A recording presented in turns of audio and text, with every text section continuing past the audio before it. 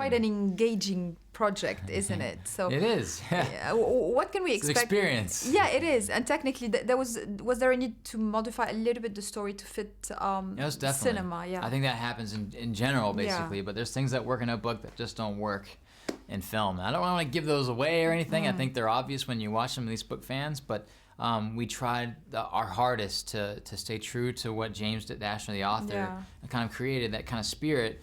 And all the changes that we did were well thought and well considered, and generally kind of actually okayed by James Dashner himself. So we feel pretty good, and we think so far the fan reactions to seeing the movie have been, positive, and I think they understand and appreciate the changes that we did make to make just a fun kind of movie. Yeah, no, absolutely. Was the biggest challenge to create that microcosm of a world? Yeah, that was the fun part for me. I love the world creation aspect of it all. Like, I had so much stuff, that didn't make it in the movie of what these kids would have done in this world themselves.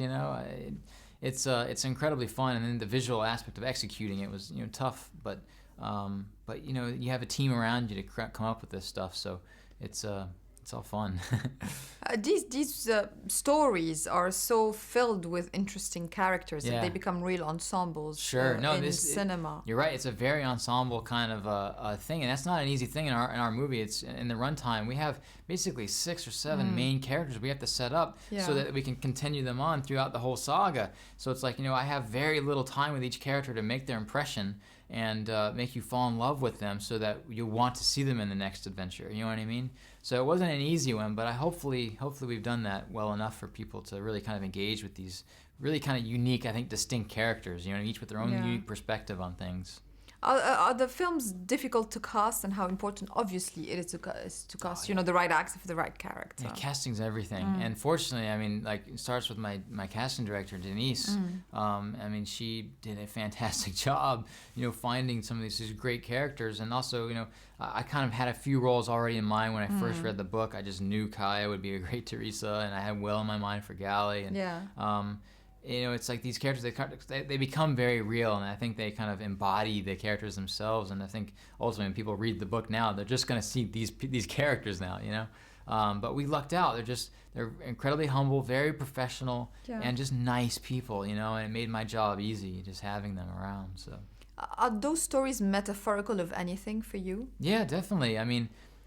Obviously it's an entertainment first, right? That's the first and foremost most important to me, but I think the metaphors are obvious. It's just these characters, these young people that don't have an identity, are placed in there by adults. And there's a dangerous world that they're told not to go beyond those walls, and that kind of the maze of life they have to kind of navigate through and to ultimately kind of find themselves, essentially. And then once they get to the outside, they have to now a whole new set of challenges wait them. You know what I mean? So I think those kind of deeper level ideas are in there, but they're never kind of spoon-fed to you. They're much more on the lower end. Hopefully they'll be picked up by younger audiences kind of subconsciously. You know what I mean? Yeah, no, absolutely. Well, talking about younger audiences, those novels and those films have become so popular in the last few years. Right. What do you think resonates most with younger audiences?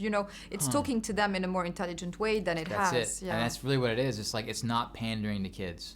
I think as older you get, the kind of you forget to appreciate just how smart kids really are, young people really are. You know what I mean? I remember when I was 12 years old, it's like I thought I knew everything, and of course I didn't, but I could handle a lot more than I think most people are very kind of treat them very delicately, you know what I mean? So we tried to pull no punches in this movie and do something a little darker. It's fun seeing kids make adult decisions, you know what I mean?